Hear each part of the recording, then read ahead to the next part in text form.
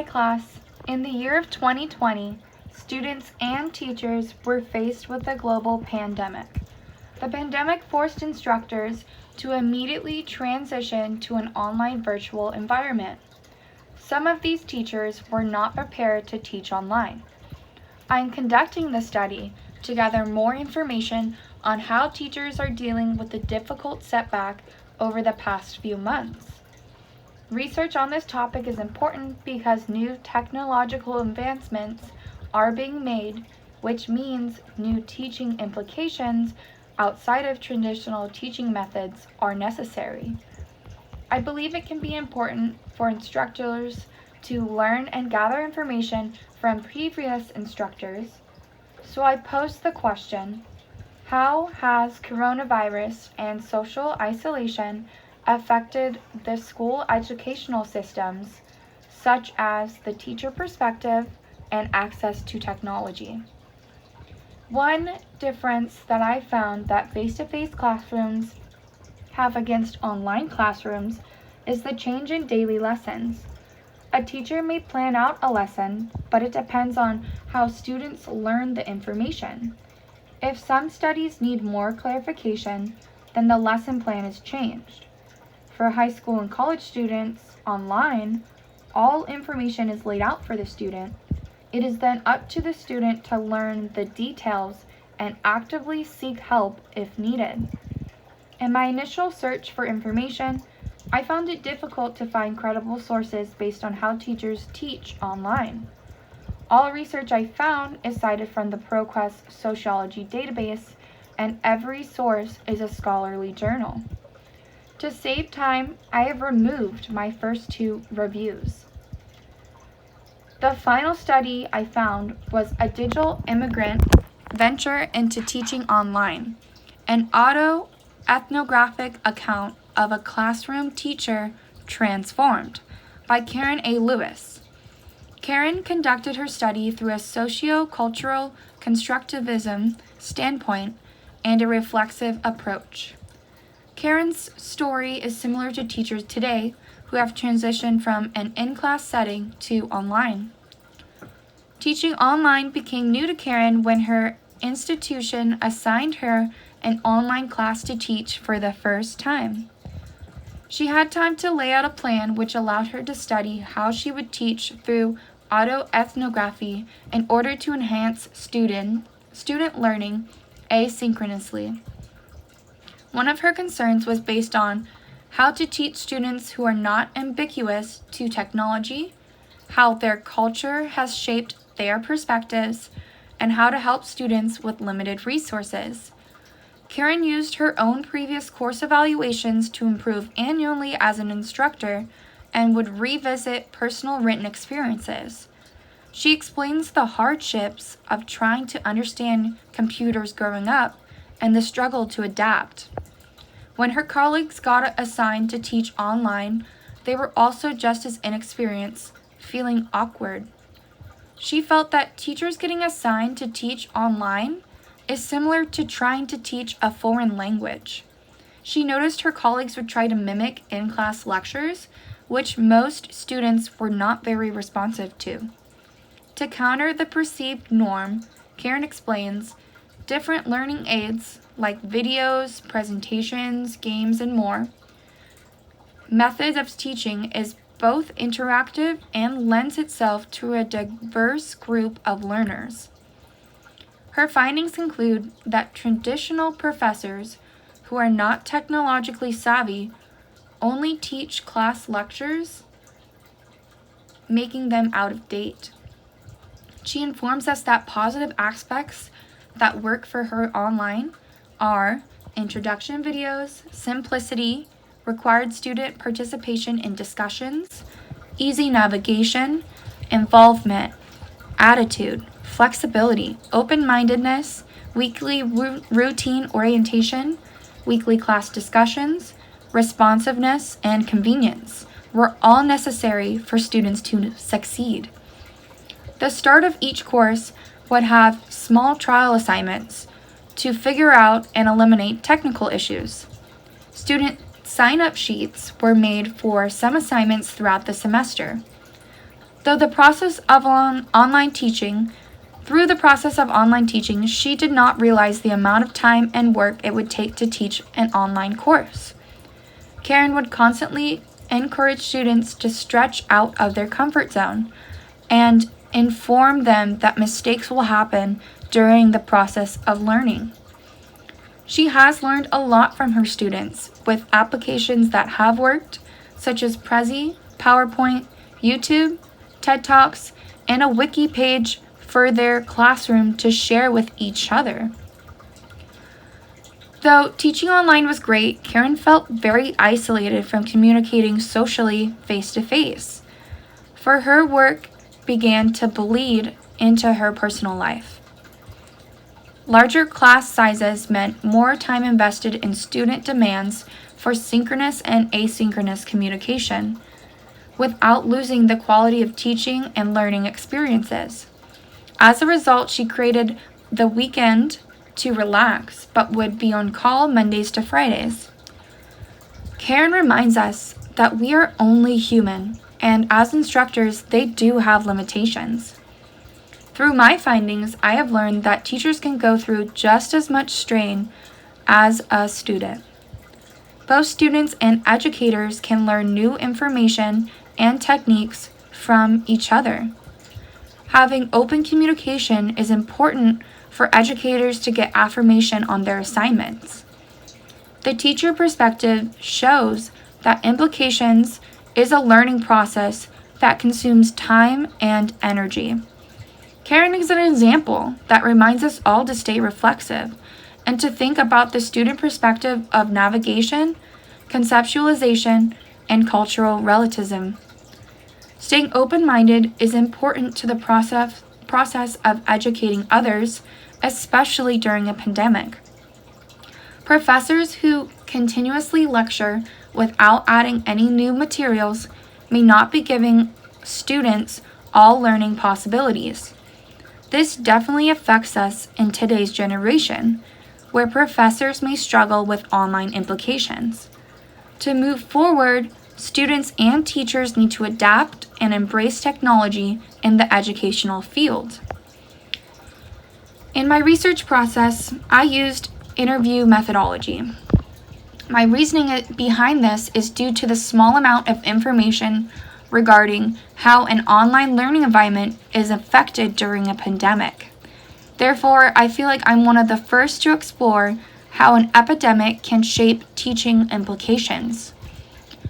I chose the interview process so that I could gather specific quantitative information about current technology being used and qualitative information on the teacher's standpoint.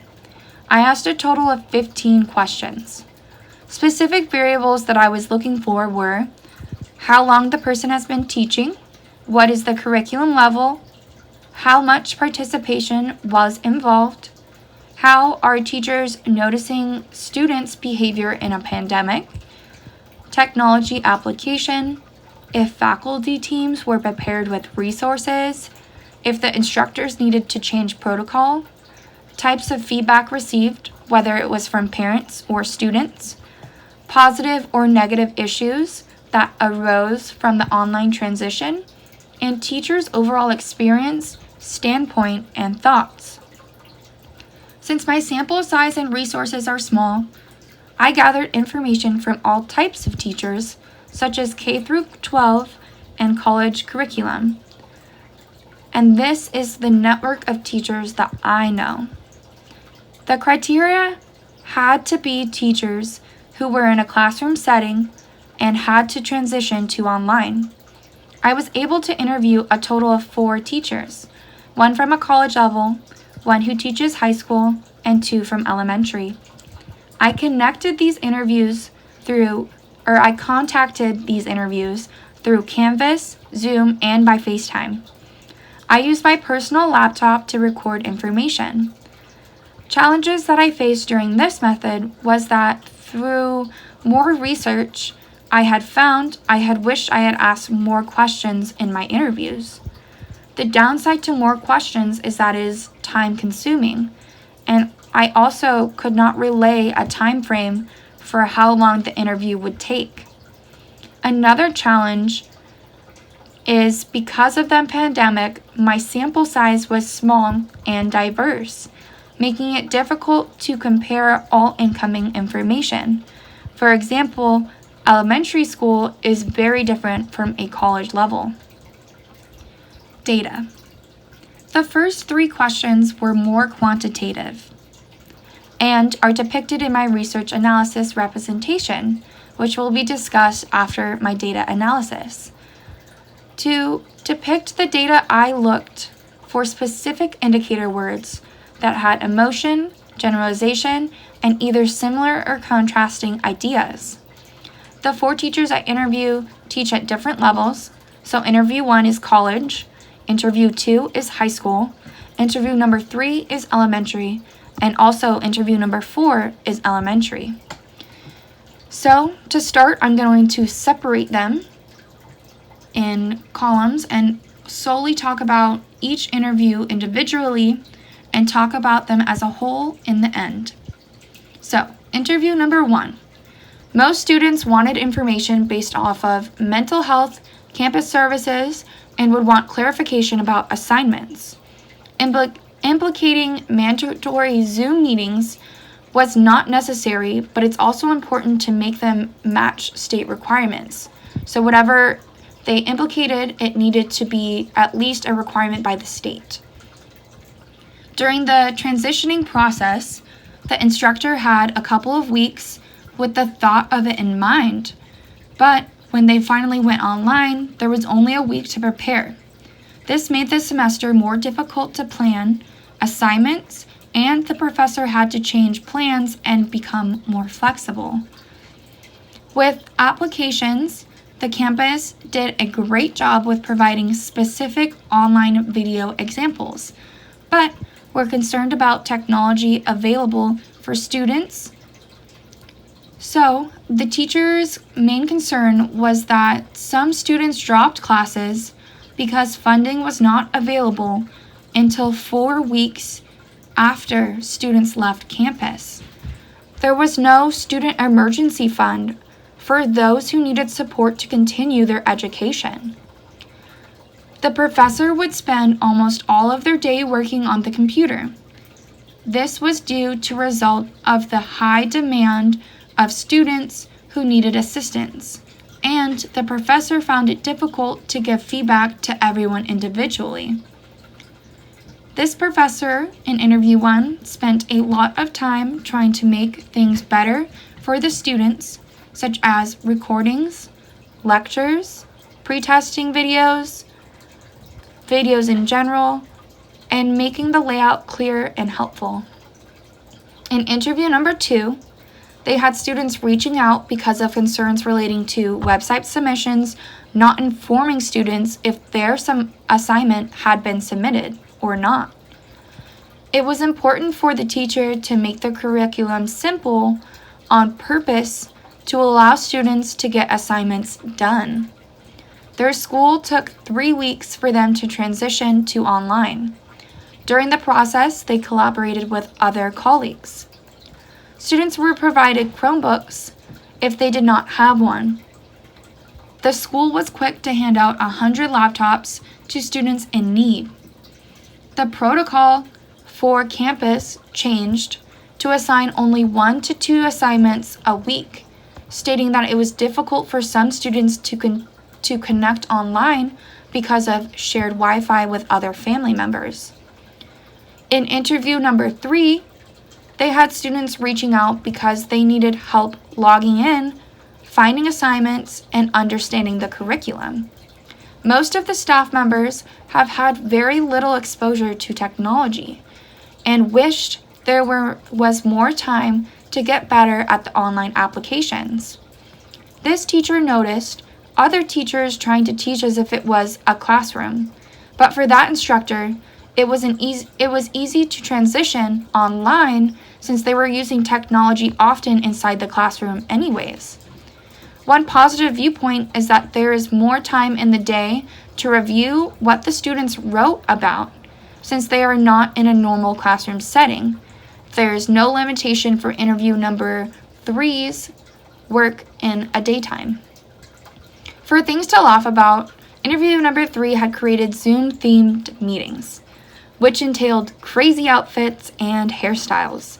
As a result, this helped increase class attendance in Zoom meetings. Interview number 4 had the least amount of participation due to parents being at work.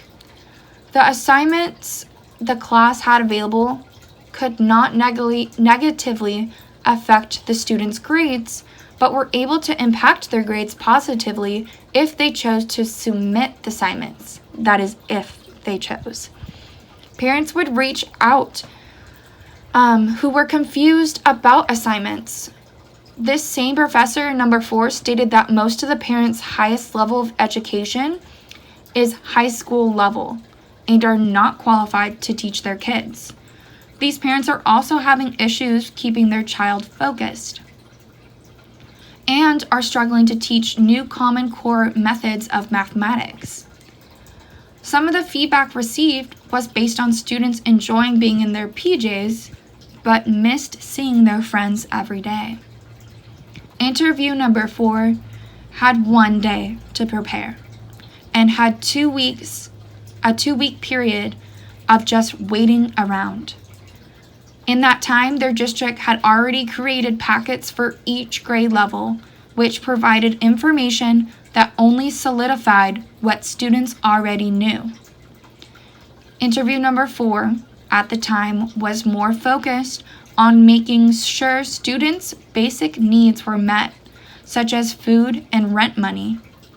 The instructor wished that the school was better funded with hotspot locations for Wi-Fi, laptops to provide, and some form of teacher implication and involvement in lessons. The campus wasn't focused on learning as a priority, and the curriculum basically came to a stop. The main focus was making sure students had basic necessities met. The district's reading, mathematical, social sciences specialists came in and created those packets for students. If students were not able to learn a lesson, then this teacher would come through and create a video for the class to watch. That doesn't mean that all the other teachers are doing the same thing. But interview number 4 says that kids aren't able to get the same amount of care on campus as they would at home. Some of the students are in charge of watching siblings and are not able to have the same quality of learning. This instructor stated that it's nice to not commute to school and has become dedicated to being an on-call teacher. They have also noticed students who are taking advantage of having a teacher 24/7. But that's not most of the students, it's a very small amount. Another question asked how their experiences have been with technology. So for interview number 4, they are an unaccredited school, meaning they don't have any technology funding and would use any grant money given to the school. So to compare all of them, interview 1 and 3 had noticed students who were once quiet felt more comfortable being able to speak up online. When discussing the online webosphere, all teachers noticed a drop in student participation and a drop in assignments being submitted. All teachers felt that students did not have the same opportunities learning online than in a classroom. Some believed that if you were at a disadvantage before, then the pandemic had widened the gap. This is where teachers had received massive amounts of feedback from parents to appreciate them more than ever. The appreciation is a result of parents not realizing how much work goes into teaching students. Some of the difficult aspects to online learning are listed as followed: the amount of workload available to complete in the day, students not having proper technology, finding a good work-life balance, both parents and teachers having long work shifts, attitude, and student participation. To new incoming teachers, the instructors I have interviewed would want them to think about students holistically, that changes will be made, that is worth to put in the extra time, to extend due dates, remove filler activities, make it simple, have easy navigation, to not stress, and to know that there is only so much that can be done. Overall, most of the teachers are looking forward to what will happen in the next school year. Based on a visual qualitative assignment, I have decided to depict my findings through human-like figures that represent small parts of my research. The colors shown were selected to represent many things. The variety of color is to demonstrate all students without naming a specific gender or race, and also incorporate a couple teachers as well, don't worry. The color also represents emotion. The reason why they are all different colors is because we don't know how each student or teacher is necessarily feeling. Lastly, since each student is unique, I wanted to express them through movement or action.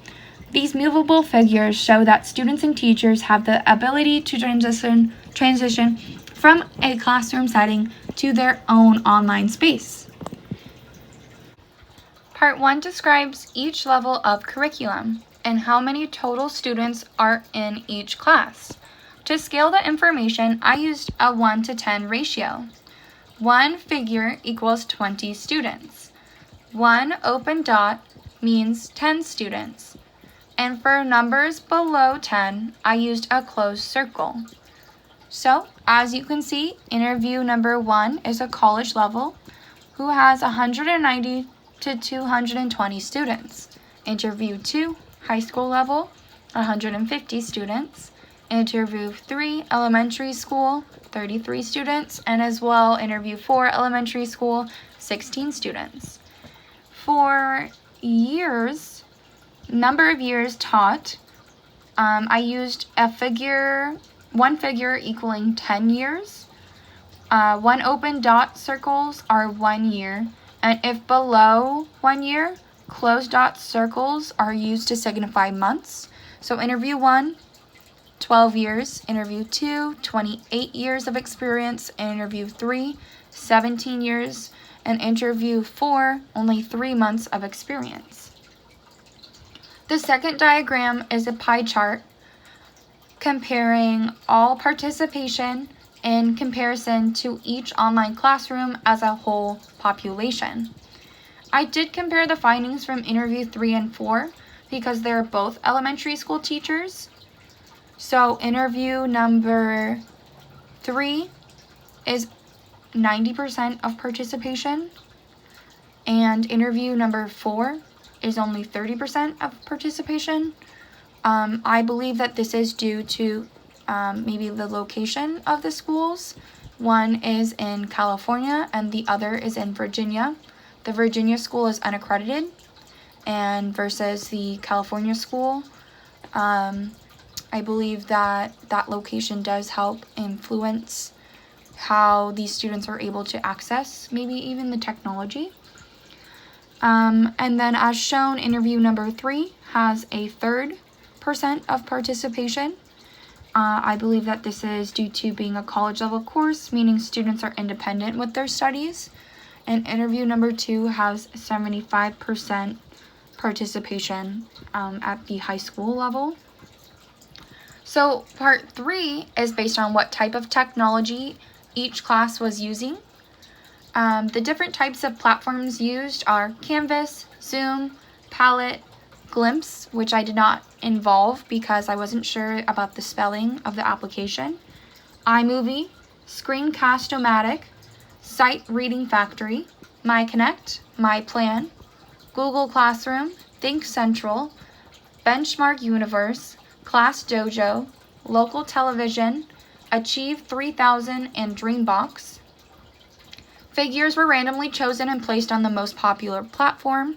So as you can see, there's only 2 figures on there. Those were the most popular, so Canvas and Zoom.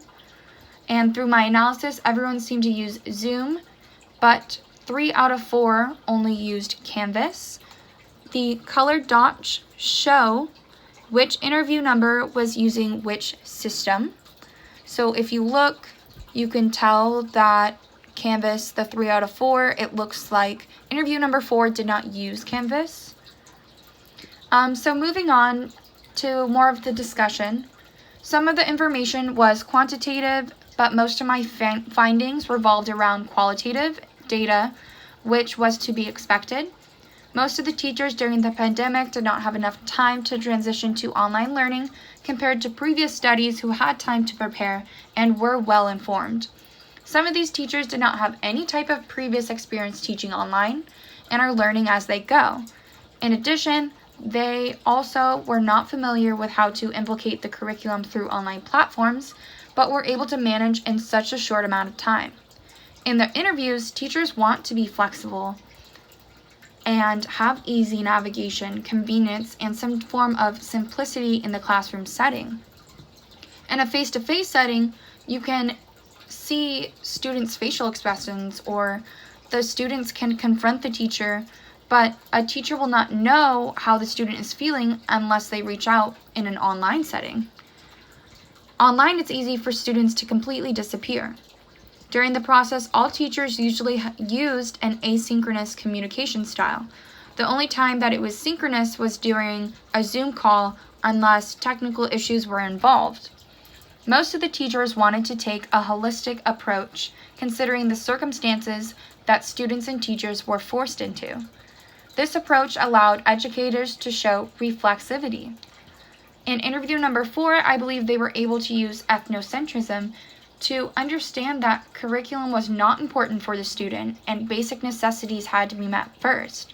In addition, I think the instructor went native to their school as they were not able to create new curriculum and could only push students in the right direction. So they basically had to, lower their standards and follow along and go along with everything else and be a part of that type of situation. That's my belief around that going native.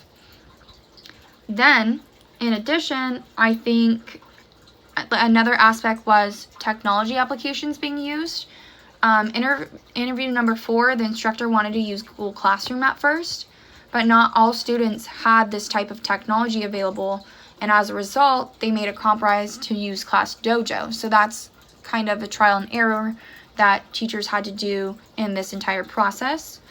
Most of my findings of research were similar to my literature review, but the pandemic made all teachers speed up the process, whether they were ready to or not, kind of hit like a truck. A negative aspect is that most class participation went down for all teachers than a face-to-face setting. Some of these teachers became overwhelmed with the workload compared to others who did not have any student interaction at all. And what I mean by that is in the process of this initially happening, interview number 4 specifically had no students reach out in the first month, I believe. And, as a teacher, that hurts. And that, you're used to teaching every day. And when you don't have anybody reaching out for any help or anything, you kind of get concerned. You worry for these students who you see every day, that they're not reaching out. Is everything okay? It's more than just trying to instruct the student. You create bonds with these students. Moving on, policy implications. The information I have found through the interviews is that there's not enough time spent teaching teachers technology for online applications. In today's society, there's a chance that there will be more epidemics occurring in the future. So to prepare for these situations, teachers need to be taught more learning implications outside of traditional teaching methods. And by traditional, I just mean in class settings or typical lectures. I also believe there should be emergency funds available for students who are in need. One theory that I have is that this is just a theory, I am probably wrong, but the reasons I think schools stayed in session for so long is that at the start of pandemic, due to the lack of funding, I think campuses stayed open longer so that they could provide students some form of safety, and if they didn't have that lack of funding, I believe that there was going to be a high demand for laptops, food, rent money, and other technology that the campus might struggle to meet that type of demand. So therefore, the government should have an immediate help fund for campuses when it's needed for situations especially like this. In addition, teachers should continue to use anonymous feedback systems based on how students feel about the course, which I believe most teachers are doing this anyways. This way, teachers can reflect on past examples that didn't work and get better as an instructor. Since online classes are different than face-to-face, I think it's beneficial to create an atmosphere both user-friendly for students and the instructor. In the beginning of online courses, I believe there should be introduction videos made from teachers and students to make some type of atmosphere to become more comfortable with online etiquette. So having a good communication climate in the beginning, I think, is very important for the rest of the course. I also think teachers deserve at least one day of relaxation so that they can focus on other responsibilities in their personal lives. That everything that they're committing to isn't just work. So in conclusion, I have learned that changes in routine can be very stressful for everyone. The teachers involved in this study were not given the proper amount of time to prepare a virtual classroom. For future research, having a larger sample size would help to gather more accurate data. Part of my research depended on knowing a student's perspective so that I could know some issues that teachers would face. Some suggestions would be if I had simplified my variables to pick maybe just one curriculum level to focus on, such as college or high school, middle school, elementary school, because I believe I could have gotten more accurate results. It might have been easier to compare and contrast them. But it's interesting to see all the perspectives from most of these levels and the situations that are happening. Since the age groups are so different, it's just hard to justify one result over another. But given the pandemic, I was only able to address my personal network of teachers. Another aspect is that I needed to allow more time to separate how I was asking these interview questions. Instead of reading the full question, I wish I would have only discussed part 1, recorded that information, and then asked part 2. I think I would have gotten a little bit different results and more information. So I've realized that my findings have been easier to start with the student perspective because more resources would have been available. But I was very interested in the teacher's standpoint because I feel like as a student, you don't necessarily know what the teacher is thinking, how they feel, or what they necessarily go through, specifically their perspective. So one way to get more information is that I could have tried to reach out on Reddit or Facebook, but there's no way for me to check the credibility of each teacher I would have found. In my interviews, I don't think question number 12 was necessary. It was the one based off of how classrooms have had some type of silly situation. I don't think that's necessarily as important to gathering more information on their perspective. So instead, I would have liked to ask more qualitative questions such as, here's a couple. 1, how has the transitioning to online helped shape your identity as an educator? 2, have you thought about how teaching online has changed you as a teacher? 3, based on your perspective, what % of students are actively participating? And 4, as an instructor, do you still plan lessons? So for future studies, it would be interesting to get the student perspective and teacher's perspective as a whole, a double study. You could then compare and contrast some of the issues that are involved in an online classroom, and the final changes I would make would be the length of the study. It would be interesting to watch how both teachers and students progress through a pandemic in a virtual environment rather than just the short amount of time that I have conducted. So overall, I hope that you found my study as interesting as I have. There was a lot of information that I have learned and relayed, and I hope you have learned something today through my project. Thank you for your time.